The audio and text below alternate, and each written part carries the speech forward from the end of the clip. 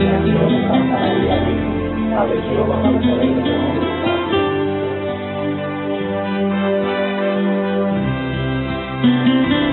en la Iglesia, que es una, santa, católica y apostólica.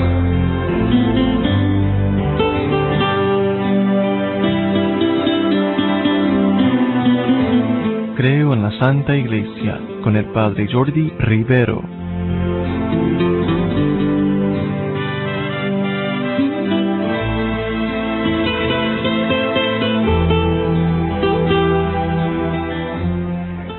Querido hermano o hermana, bienvenido a este programa donde vamos a estar estudiando sobre la Iglesia Católica.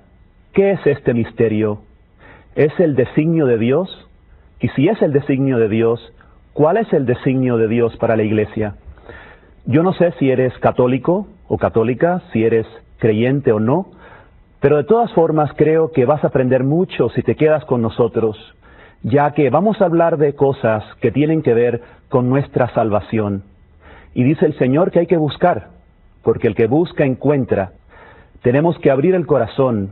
Y digo estudio porque requiere usar la razón. Y entonces cuando buscamos, cuando nos interesamos, ahí el Señor va a actuar y va a abrir nuestro entendimiento. El Espíritu Santo entonces nos va a indicar el camino. Es importante que no nos quedemos como apachantados, pensando, ya yo estoy bien, ya yo conozco, ya que realmente, hermanos, el tiempo es corto. Tenemos un tiempo valioso ahora aquí en la tierra para descubrir las cosas de la fe. Hay muchas personas que dicen, yo amo mucho a Jesucristo, pero no necesito a la iglesia. Tengo una relación personal con Jesús. ¿Para qué la iglesia? Otros, sin embargo, dicen, yo amo a la iglesia, pero a la mía, a mi manera, y hay muchas iglesias y comprendo que todas son igual. Lo importante, dicen, es creer en algo. Yo creo en algo. He oído eso tantas veces, ¿verdad? ¿También tú?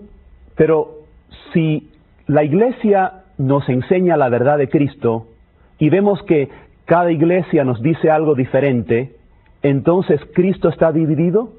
¿Pueden haber muchas verdades contradictorias y todas ser igual? ¿Da lo mismo creer en la Eucaristía como la presencia real de Jesús o no creer?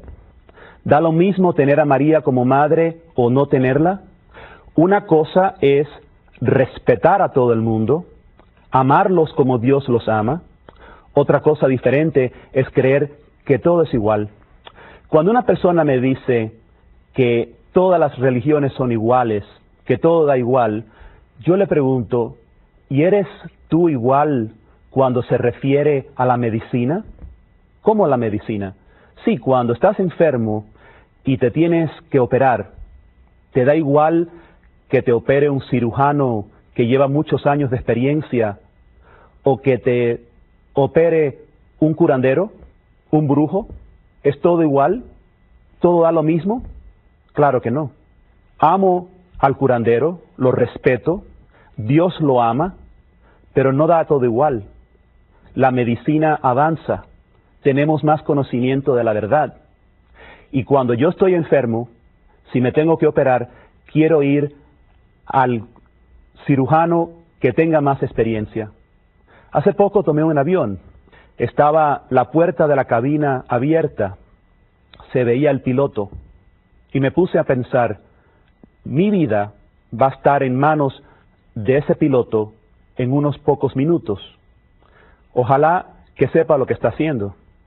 No me da igual que el piloto tenga experiencia o que sea su primer vuelo. Quiero estar en lo correcto. Así, hermanos, Dios ama a todos. Aquel que busca, Dios lo bendice. Pero Dios fundó una iglesia. No todo da igual. Para descubrir a la iglesia, como para descubrir a Jesús, hace falta fe. Pero también hace falta usar la razón para que esa fe pueda entonces entrar. La fe viene por la gracia y nosotros respondemos porque hemos estado buscando. Y la iglesia corre el mismo destino en las manos de los hombres que Jesucristo. ¿Qué pasó con él? no todos lo aceptaron igual. Para algunos vemos que Jesucristo era solamente un hombre más. Lo veían, sus enseñanzas eran muy buenas, y decían, vemos en Marcos capítulo 6, versículo 3, ¿no es este el carpintero, el hijo de María? Se quedaban asombrados por su predicación y no podían entender de dónde venía esa sabiduría, pero nunca llegaron a más. Sin embargo, para otros, Jesús llegó a ser un gran profeta. Decían, quizás es Juan Bautista. ¿Se acuerdan cuando Jesús le preguntó a los discípulos, ¿quién dicen que soy yo? Lo encontramos en Mateo 16:14. Unos que Juan Bautista, otros que Elías, otros que Jeremías u otro de los profetas. Lo tenían a nivel de profeta. Dios está actuando en él, nada más. Para otros, sin embargo, hubo ese momento de gracia sobrenatural. Y Pedro, por ejemplo, contesta, tú eres el Cristo.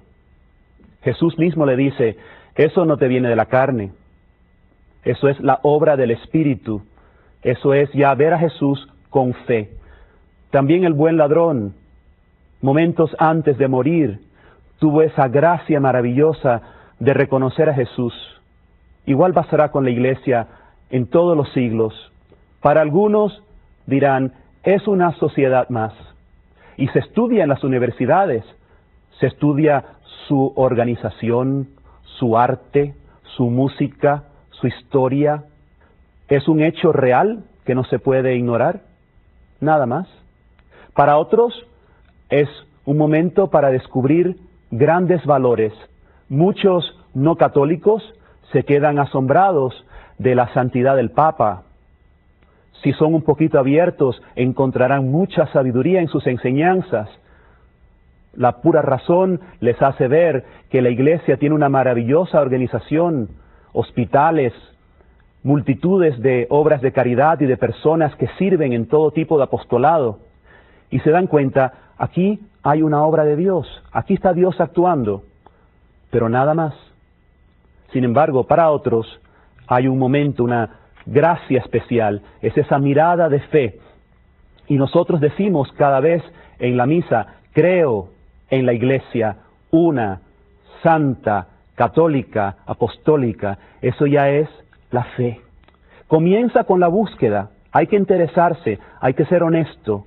Y por eso yo te pido hoy que abras tu corazón con humildad, como pidió Jesús.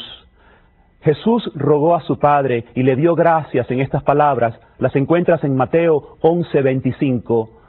Yo te bendigo, Padre, Señor del cielo y de la tierra, porque has ocultado estas cosas a los sabios e inteligentes y se las has revelado a los pequeños. Esto es un misterio, es un regalo que se le da a los humildes, descubrir a la Iglesia como el cuerpo místico de Cristo, como la esposa de Cristo, a pesar de todos sus pecados, a pesar de la falta de los hombres, descubrir la obra de Dios en ella. Entonces, la fe en la Iglesia depende de tener fe en Jesucristo. Así, por ejemplo, empieza el catecismo a hablarnos siempre de la Iglesia con estas palabras: Cristo es la luz de los pueblos. Cristo es la luz que encontramos en la Iglesia. La Iglesia no tiene nada que ofrecernos sino a Cristo. Pero necesitamos a la Iglesia para que encontremos el Cristo auténtico. O sea, la Iglesia es el lugar del encuentro con Jesús. Y vamos a ver a través de esta serie cómo esto se fundamenta en la palabra de Dios, cómo este es el plan, el diseño maravilloso de Dios para que su persona sea conocida por todos los tiempos. El Concilio Vaticano II también, cuando habla de la Iglesia, empieza con las mismas palabras: Cristo es la luz de los pueblos. La Iglesia no tiene otro afán, otro deseo, sino que Cristo sea conocido. Ese es el fin de la Iglesia, dar a conocer a Cristo. y Cristo, por su parte, quiere darse a conocer a través de la Iglesia. También la fe de la Iglesia depende en la fe en el Espíritu Santo, claramente, y la fe en el Padre, o sea, es la fe en Dios y en todo lo que Él nos enseña. Nosotros no podemos creer solamente en Jesucristo y ya, porque Jesucristo es un misterio que se da a conocer más y más. Dice el Señor, no vale decir Señor, Señor. Hay que hacer las obras del Padre. Hay que conocer a Jesucristo. Hay que entender cuál es su deseo para nosotros, cuál es su deseo para la historia. Por eso, si bien sabemos que tenemos fe en Jesucristo y por eso tenemos fe en la Iglesia, también es cierto que por tener esa apertura a la Iglesia, crecemos en fe en Jesucristo. Si no, piensa, ¿cómo tú recibiste la fe? ¿Alguien te tuvo que enseñar? Recibimos la fe a través del bautismo. Y después piensa quién fue en tu vida, quizás de muy pequeño, quizás ya mayor, o muchas personas en una serie de personas que te fueron enseñando. Ellos actuaron como iglesia. A través de ellos, ese contenido de la fe, ese depósito de la fe, fue transmitido a ti. Jesucristo no vino del cielo en una nube directamente. Sí, el Espíritu Santo te ilumina, pero usa intermediarios, usa personas que hablan en el nombre del Señor para que la fe te llegue. O sea, por medio de la Iglesia, nosotros recibimos fe en Jesucristo. Y por eso decían los padres de la Iglesia que la Iglesia es como la luna que refleja la luz de Dios. También decimos lo mismo de la Virgen, ¿verdad? Y de hecho queremos entregarle todo este programa a la Virgen de Guadalupe, nuestra Madre, que ella nos enseñe a la Iglesia y que nos enseñe a ser fieles hijos de la Iglesia. Pero algunas personas me dicen, ¿y ustedes los católicos se creen que ustedes poseen la verdad? ¿Que ustedes lo tienen todo bajo su dominio? Y mi respuesta a eso es más bien decir, nosotros no poseemos la verdad, pero sí queremos que la verdad nos posea a nosotros.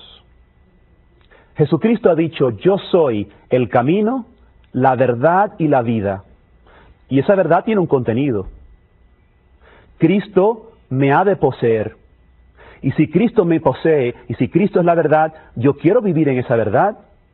Y quiero enseñarla. Y no puedo decir que todo da igual. Si Cristo me posee, Cristo y su verdad son fundamental para mí. Y quiero también que todos mis hermanos la conozcan con amor, con respeto, con un espíritu de diálogo honesto, pero queremos descubrir esa verdad. Y ojalá, como dice San Pablo, no solamente yo, sino ojalá que todos la poseamos. Yo no la invento, el Papa no la inventa, nos viene de Jesucristo a través de los apóstoles. Y el Espíritu Santo se ha ocupado de que esa verdad no se corrompa. Porque la sangre de Cristo no fue para una generación, fue para todos los tiempos. Por lo tanto, nosotros no poseemos la verdad. La verdad nos posee a nosotros. Y nosotros tenemos como obligación ser obedientes, ser fieles y propagar esa verdad para que todos los hombres sean salvos y sean felices conociendo la verdad. Jesucristo dice, Juan 14:6, yo soy el camino, la verdad y la vida. Nadie va al Padre sino por mí. Y Él quiere que todos vayan al Padre a través de la verdad. Ahora, fíjense qué interesante la conexión entre estas palabras de Jesús y sus últimas palabras antes de irse ya definitivamente. Estas son las últimas palabras que podemos leer en el Evangelio de San Mateo, ya en su último capítulo, el 28. Dice así, me ha sido dado todo poder, es Jesús hablando, todo poder en el cielo y en la tierra. Jesús tiene todo el poder, pero ahora le dice a los discípulos, id pues y haced discípulos a todas las gentes, fíjense, bautizándolas en el nombre del Padre y del Hijo y del Espíritu Santo, enseñándoles a guardar todo lo que yo les he mandado. Y aquí que yo estoy con vosotros todos los días hasta el fin del mundo. Ahora, fíjense la conexión. Jesucristo dice, yo soy el camino. Y después le dice a los apóstoles, estoy con vosotros. El camino ahora está con los apóstoles, porque ellos están en el camino. Y no solamente para ellos, sino para el fin del mundo. O sea que es evidente que no solamente era para esos 12, ya que ellos han muerto y han ido al cielo. O sea, la promesa continúa, ¿dónde? Si Cristo es fiel, en la iglesia. Él sigue siendo el camino en los apóstoles, en la iglesia. Y entonces dice, yo soy la verdad. Y le dice a los apóstoles, no les dice, les manda que vayan a enseñar a guardar todo lo que yo les he mandado. Entonces, hoy día la iglesia tiene autoridad a través de sus pastores para ser fiel a ese mandato de Jesús, porque la palabra de Dios no falla. Si Jesucristo es la verdad y Él dice, enséñenla hasta el fin del mundo, esa verdad tiene que encontrarse hoy día. Y esa es la verdad que la Iglesia Católica proclama. Y cuando Jesús dice, yo soy la vida, ¿dónde está en este paralelo? La encontramos cuando les dice, bauticen en el nombre del Padre y del Hijo y del Espíritu Santo. Le transfiere a los apóstoles el poder para atraer a todos hacia Él. Les promete, cuando ellos bautizan, el Espíritu Santo caerá sobre esos hombres, sobre esas mujeres, sobre esos niños, y quedarán llenos del Espíritu Santo. Pero fíjense que no pasa independientemente. La gente no recibe el bautismo por cualquier lado solos. Se le encomendó a los apóstoles que vayan y bauticen. Piensa una cosa. ¿Jesucristo necesita a Pablo? Jesucristo no necesita a nadie. Pero quiso que fuera así. Utiliza a Pablo como el gran apóstol evangelista a los gentiles. ¿Qué tal si Pablo se hubiera quedado sentado en Tarso y hubiese dicho, ya yo me convertí, es el problema de otros, yo tengo mi relación personal con Jesús y basta? No, Jesucristo tenía una misión para él en la iglesia, que es fundamental. Por lo tanto, no es suficiente quedarse tranquilo con su experiencia de conversión. Dios lo quiere enviar, lo quiere utilizar, y a través de Pablo es que otros conocen la verdad. También nosotros hoy día necesitamos a la iglesia para recibir esa fe de Jesucristo, pero también entonces como iglesia somos enviados para hacer su obra. Esta fórmula, yo soy el camino, la verdad y la vida, estas palabras de Mateo, de bautizar, de enseñar y de decir, estoy con vosotros, son realmente la fórmula de la redención. Es como Dios salva, siendo camino, verdad y vida. Y también es la misión de la iglesia, como hemos visto que Jesucristo la transfiere a sus apóstoles. O sea, Cristo fundó la iglesia para continuar su obra. Estuvo en la tierra Él personalmente, físicamente, pues poco tiempo, pero su verdad, su camino, su enseñanza habría de y ha de continuar hasta el fin del mundo. Y por eso Él deja su iglesia para que continúe esa misión de salvación. Pues bien, para interpretar, para entender la iglesia, hace falta que nos demos cuenta que la iglesia es divina y es humana. Es divina por su cabeza, por Jesús. Él es el que nunca falla, Él es la fuente, es su vida. Es divina porque en ella está el Espíritu Santo, porque ella es de Dios, porque es de Dios, es el plan de Dios y es la obra que Dios hace. Pero al mismo tiempo, Dios quiso venir a la tierra y trabajar con hombres. Y quiso trabajar con hombres que todavía son pecadores, porque Cristo nos amó siendo aún nosotros pecadores, y nos inserta, nos atrae hacia sí, siendo aún nosotros muy pecadores. Nada más hay que ver la historia de los apóstoles. Cristo no se equivoca, y escogió a 12. Y entre ellos vemos uno, Judas, que es traidor. Pero ya en el Antiguo Testamento, ese pueblo que Dios escogió está lleno de problemas. El Señor nos enseñó bien que los problemas nunca faltarían. Veamos el Antiguo Testamento, cómo ese pueblo de Dios en el desierto siempre estaba rebelándose contra Dios.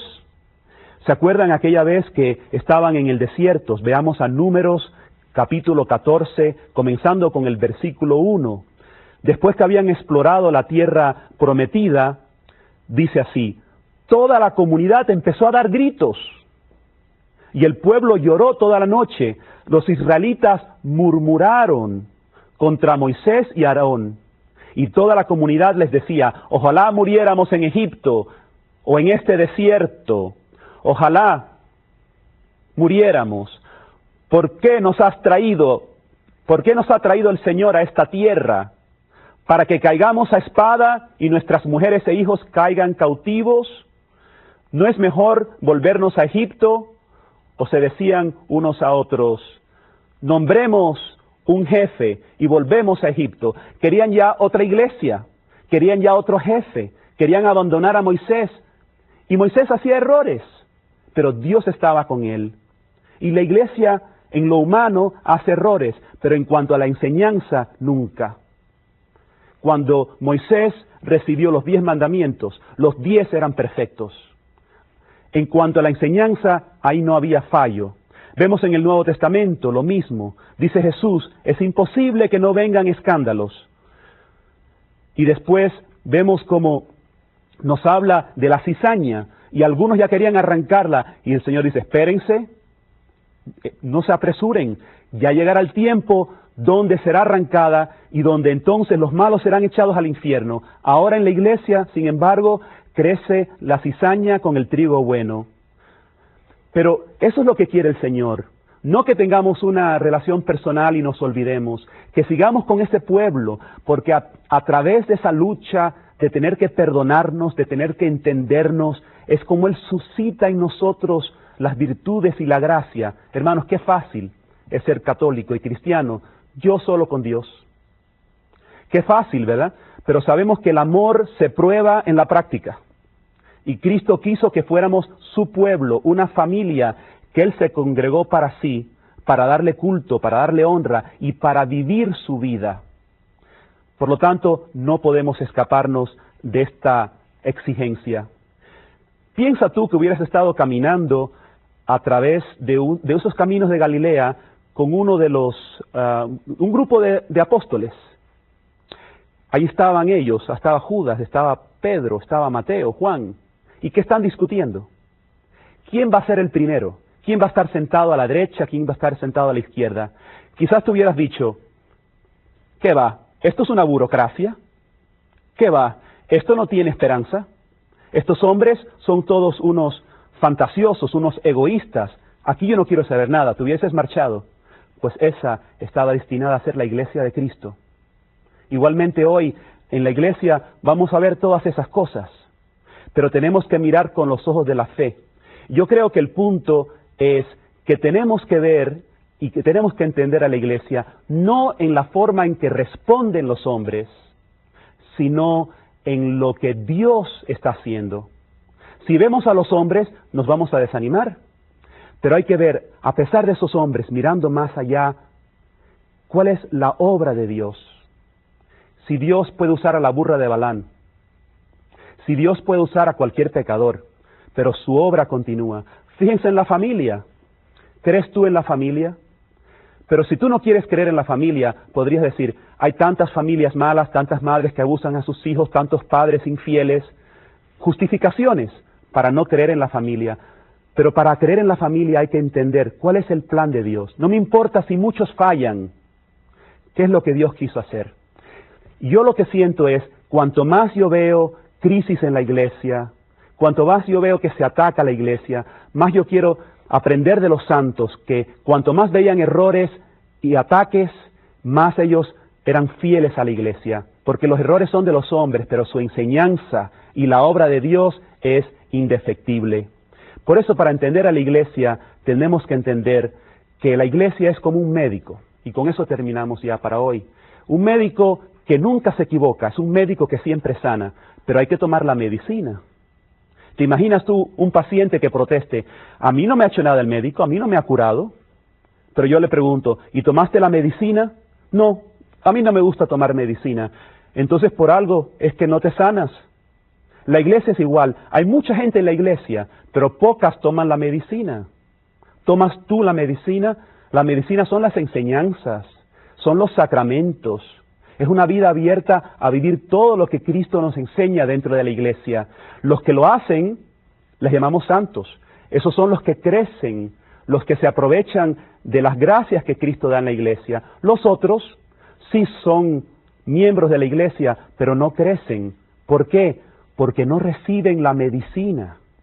Por lo tanto, para nosotros poder entender a la iglesia, tenemos que entenderla a través de la palabra de Dios, a través de lo que Cristo hace en aquellos que toman la medicina. Lee la vida de los santos y verás lo que Dios es capaz de hacer en su iglesia a través de aquellos que realmente tienen fe y son humildes. En otras partes de la serie vamos a ir estudiando ahora todo lo que es la iglesia. Que Dios te bendiga, hermanos.